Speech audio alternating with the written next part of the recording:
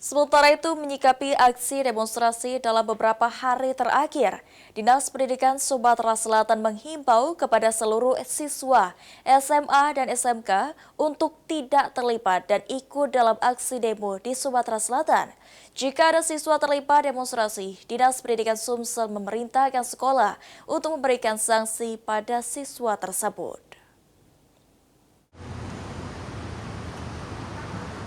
Terkait rencana aksi unjuk rasa yang sedang marak dan rencananya akan digelar pada tanggal 1 September mendatang di halaman kantor DPRD Provinsi Sumatera Selatan Kota Palembang, Dinas Pendidikan Sumatera Selatan telah mengeluarkan surat edaran resmi kepada siswa untuk tidak terlibat ke dalam aksi tersebut.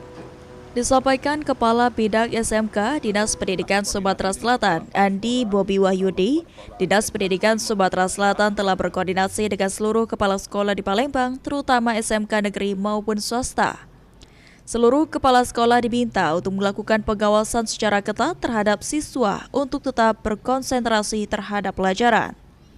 Jika ada siswa terbukti terlibat atau mengikuti aksi unjuk rasa, maka akan langsung diberikan sanksi oleh sekolah masing-masing, sesuai dengan aturan yang berlaku karena tugas pelajar hanya belajar, bukan untuk mengikuti aksi unjuk rasa.